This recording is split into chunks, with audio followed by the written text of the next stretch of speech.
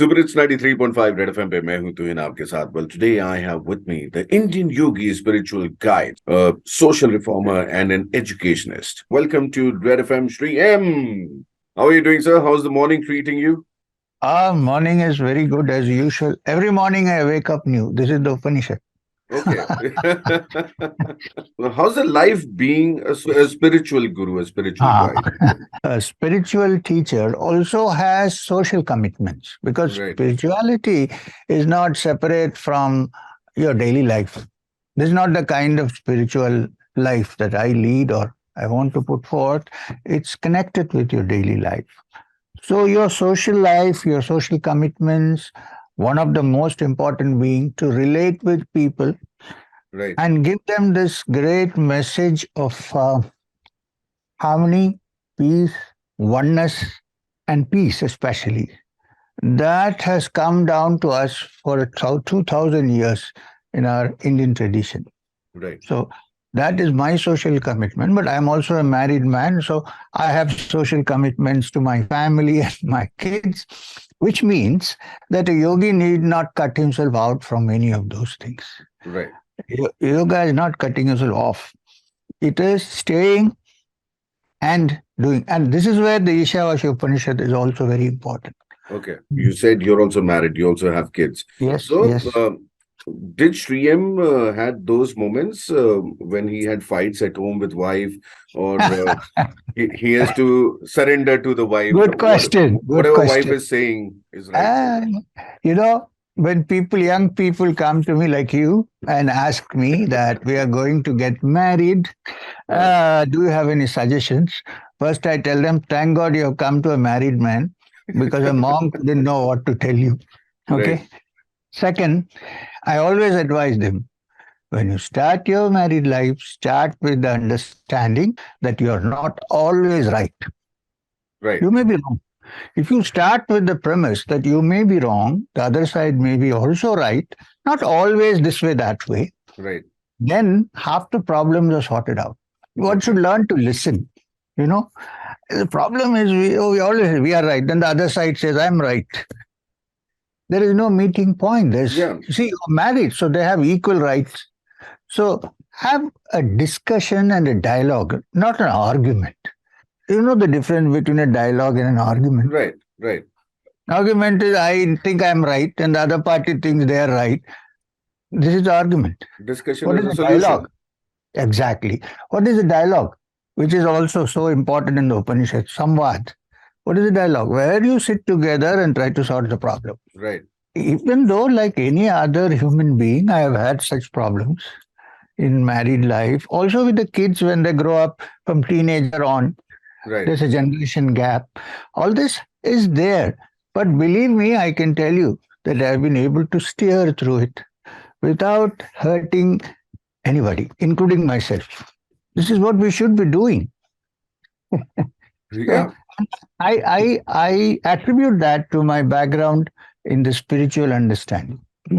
We'll come to what is Ishavasya Upanishad. I'll explain to you about the Upanishad and then Ishavasya. But before that, let me tell you that this was one of the favorite Upanishads of Mahatma Gandhi.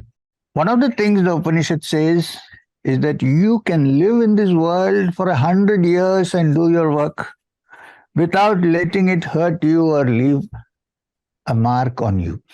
Right. This is why this Upanishad is relevant to the modern world. It is relevant to all people who live in this world, not only hermits who are sitting in the caves. I mean, that's a different section altogether. Let's not go into that. Yes. Having said this, this Upanishad, little Upanishad, comes from the Yajurveda. Sorry, from the Atharvana Veda. From Atharvaveda. Yeah. The poem. And the word Upanishad means sitting together and going beyond. Upa means to go beyond. Shad means to sit. And Ni, the connecting link between sitting down and listening, so Right. that you go to that which is beyond. This is the Upanishad in general, Okay. all Upanishads. And they form the end part of the Vedas, so they are called Vedanta. Anta is end. Veda Okay. Anta. Okay. Okay. Now, This Upanishad, Ishavash. Ishavash. Isha, the word Isha means the supreme reality. Nothing to do with any foundation or anything. It means the supreme reality, Isha. Right. Now, this Isha, the supreme reality, says the Upanishad, Isha Vashyamidam Sarvam, Yatkincha Jagatyam Jagat, Tena Tyaktena Bhunjita, Ma Grita Kasya. I think we will stick to just the first four because we have only 30 minutes. Right. So, this is the first beginning of the Ishavasya Upanishad. What it means is this supreme reality which we are talking about, say the rishis, is all pervading. Okay. There is no place where it is not there. Isha Vashyamidam Sarvam pervades everything here and now, not tomorrow after you die. Hmm. Now, Yatkincha Jagatyam, now the world is called Jagat in Sanskrit because it is derived from the root Jagatyam, that which Right. moves. It's always moving. You see, the whole world is moving physically, geographically. Mind, of course, is always moving. We don't even have to ask. So, this whole movement is called the Jagat. Right. So, the Upanishad says this supreme spirit or this reality, Atman, Param, whatever you want to call it, Isha, Ishvara, pervades this whole world of movement. Right. However, if you need to understand it, Tena Tyaktena Bhunjita, which means let go and rejoice. There are different ways of letting go and rejoicing. Evenings, if you go to Bangalore city, you will find different ways of letting go and rejoicing. Of course. There is with other spirit which comes in bottles. Yes. I'm not talking about that. I mean, that's also one way of getting out from the shell. If you learn how to let go, not give up, make a distinction between giving up and letting go. If you make a distinction between letting go and giving up, and learn how to let go of the mental impressions, especially the painful ones. It's nice to have good and happy impression, no harm. But if you can let go of the prejudices, the painful impressions that we have had in life in the past, and look at each day as a fresh new day, then you rejoice. Where do you rejoice? You rejoice in the all-pervading Brahman, the Supreme Being, the Isha. Right. The last sloka says, Tena Ma Grida Kasya. Whose world is this anyway? It doesn't really belong to you and me, it belongs to the whole world. Right.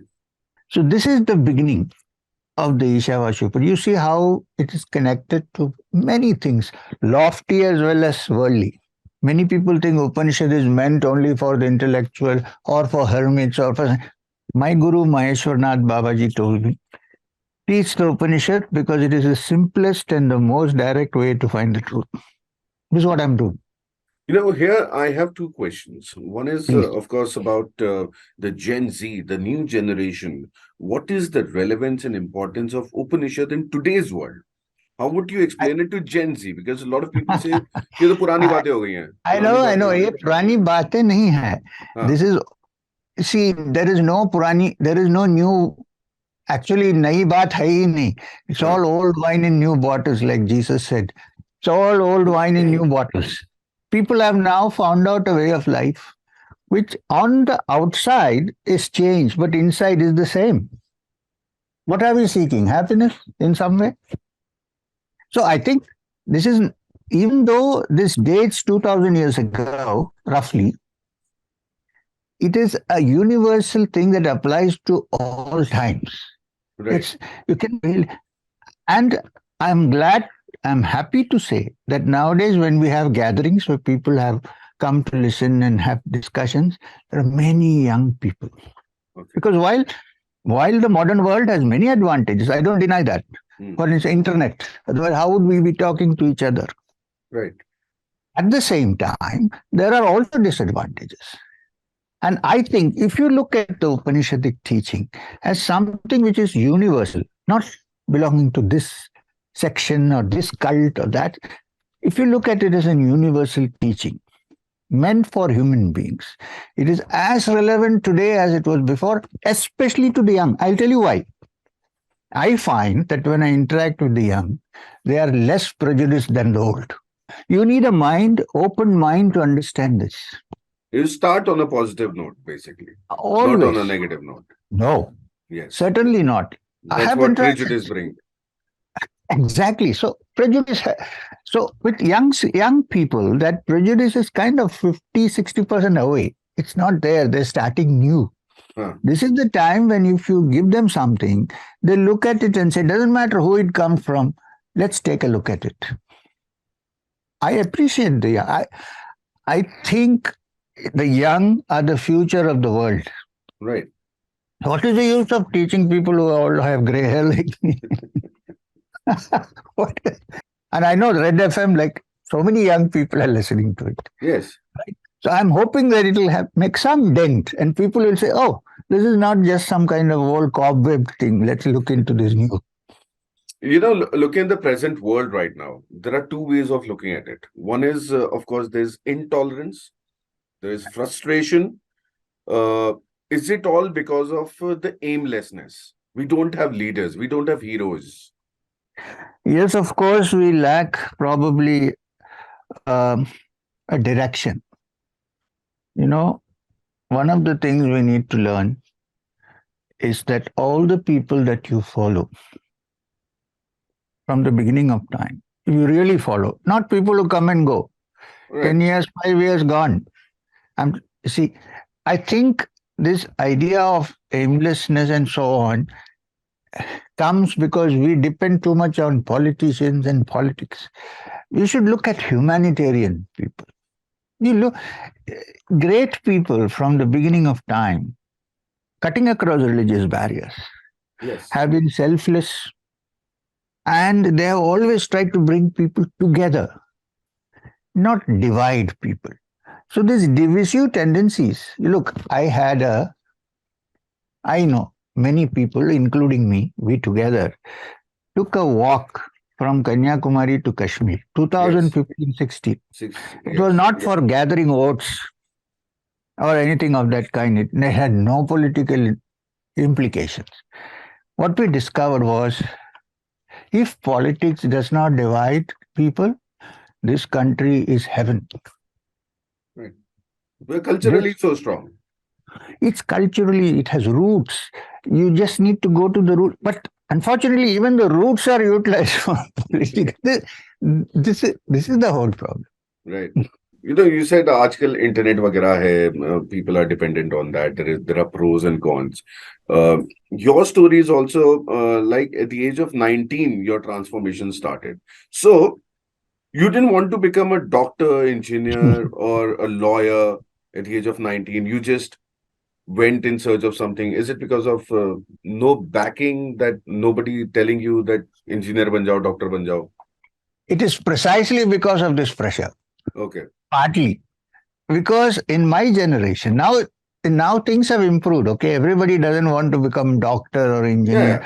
Yeah. In our generation, either you become a doctor or you become an engineer or you join the IAS. Right. Okay, now in my case, it was engineering because my dad was a big construction man Right. from where I come from. He thought if I did engineering, I would help him with his work. His greatest regret that I didn't take up the company and I went away somewhere. Now this pressure and plus the fact that at a young age of 9, I came in contact with a great yogi, Right. but unknown yogi. After I met him for 5 minutes in the backyard of my house, my mind began to change. He went off. Right. My mind began to change. And then at the age of 19, when I left for the Himalayas, I somehow felt that I might find him there. And I found him. This was the search. And it the pressures of making me into a professional engineer or a construction guy also acted. It kind of pushed me out. I didn't want to. I was thinking fresh. Believe me, So in moh that maya hai. at Right. that age, I was thinking like the youngsters of today. I think I was before my time, and nobody could understand what was going on in my mind, unfortunately. But your time, that was the time when India was going through transformation. India was going into technology and new things Yes. were introduced. Television aa rahe Just the, radio chal raha tha, cars aa just rahi thi. started. Just started. Yes, We didn't have television when we grew up. huh, We had those valve sets. I'm 73 years old. We right. had valved radio sets, big things. And when we were small, we used to think somebody sitting inside and talking and singing. I, yeah, So, it, so वो जो time था, space exploration हमारा चल रहा था. So a lot of new things were coming. So there yeah. were a lot of avenues for you. Was that uh, like, did you think कि ये there's a lot of chaos right now, or what was going on that time?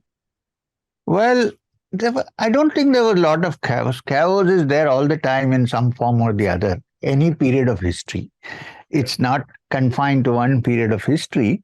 But I was looking for something much more permanent. Is there something other than just these gadgets and things? uh, Uh, you know, somebody used to say that the man was Yuri Gagarin went to the moon. right. I was so fond of it. Finally, I got a watch with Yuri Gagarin. Now, I said in my mind that I am not going to get into this technology, but our ancient Shastras say that you can physically leave the body and go in a subtle body wherever you want in the universe. I said, let me do that. I'm not saying I'm capable of that, but let me concentrate on that. Why go only to the moon? So Okay, it was not a narrowing down of the mind, it was actually an opening up. And I think that is very important. and Now, also, that's where meditation comes in place. exactly. So, Exactly. But I like travel. But right. I found there is no travel better than traveling into the mind. It's fantastic. Is it if you want to go to Europe or America, you just meditate or you go there? No, no, I go there. I haven't escaped. I keep traveling. I haven't. I wish I could. But then if I go there, others won't see me. So there's no point anyway. Right. So, yeah, but it's a fact which I've understood that the subtle mind can travel independent of the body. This is a fact. Your encounter with a Yeti. And was it the meditation or it was an actual Let encounter with a Yeti? it was not a trance or a meditation.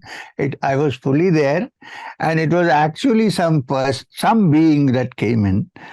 I only say that it could be an yeti because it was not like any human being. Okay.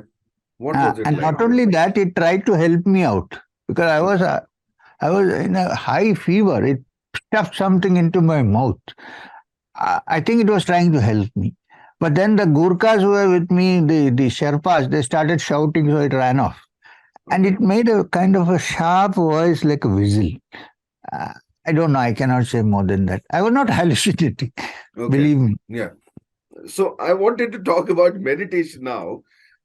That to what level one can achieve meditation and what is your experience on that? See, meditation basically is freeing the mind from all its conditioning. People have a wrong impression that meditation is imposing something and putting something in. No. Meditation, basically, according to Yoga Sutras of Patanjali, Yoga's Chitta Vritti Nirodha, which means moving all the distractions of the mind away, wiping away the distractions.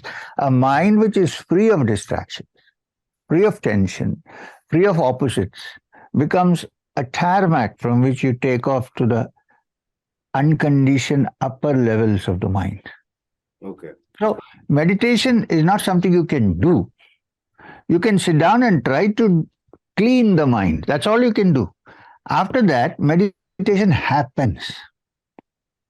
It happens. And it can also happen sometimes spontaneously when you're sitting near the sea, looking at the waves. And you're lost. Now, what happens when you're lost? You think you're lost. Actually, you're lost from the conditioning. Your Right. mind has become as wide as the ocean.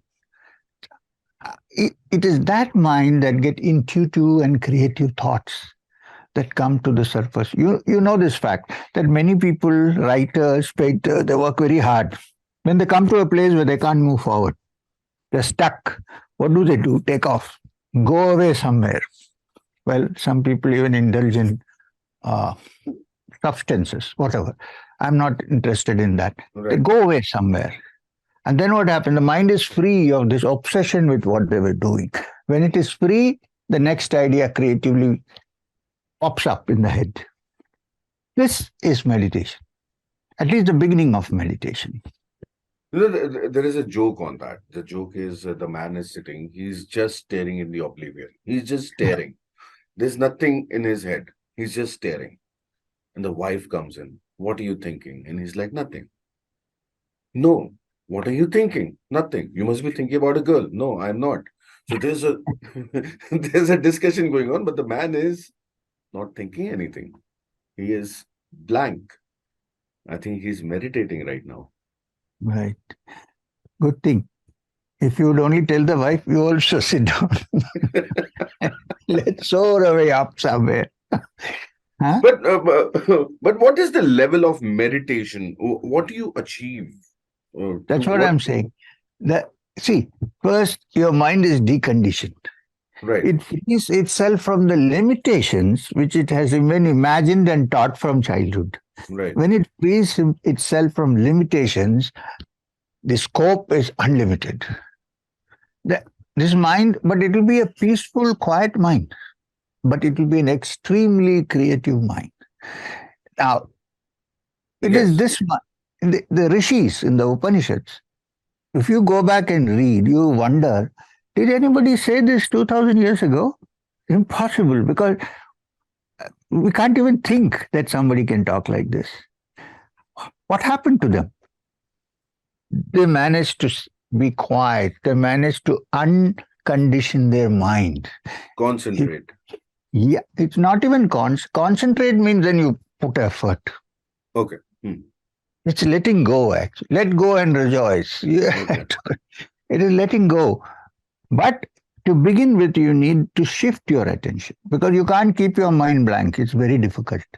The mind abhors being quiet and without thought, just like in खाली nature दिमाग शैतान का घर. abhors a vacuum. Yes. Yeah. So you have to first shift it from the outside into something inside. For this, we have the technique of watching the breath. So now Breath what work. happens? Mind is active, but it is also doing, but it is not an outside world. It goes Yes, inside. yes, yes. Then it watches the breath. As you watch the breath quietens down. And it is our experience that when the breath quietens down, the mind also quietens down. Right. And that is what we want. Then that mind can concentrate on anything. One pointedness comes easily to such a mind because it is not distracted. All the energy is there. Get what? I hope you get what. I think you get what I'm trying to say. I'm understanding because I've done breath works and I didn't know when I spent 1.5 hours doing that. And Right. when I Because woke up, I was fresh. see that Everything was this, cold. absolutely. So this is the thing. And then from there we can go further up deeper and deeper into multi-dimensional levels. Okay. This is the future of the world. This is the future of the world. Now we tend to live in this frontal lobe civilization. There are many other unexplored parts of the brain we need to go into. And Yes. meditation is is the tool that you can use. तो मतलब दुनिया का सबसे बड़ा नशा है अपने दिमाग को एक्सप्लोर करना. Absolutely. Wow. It's like better than a cruise. On that note, thank you so much, PM, for talking to us. Thank you very much. It was nice talking to you. Let's hope to meet again. But thank you so much. And Super Hits 93.5 Red FM. बजाते रहो तुतुर तुहिन के साथ. Thank you so much. Thank you. Lovely talking to you. Thank you.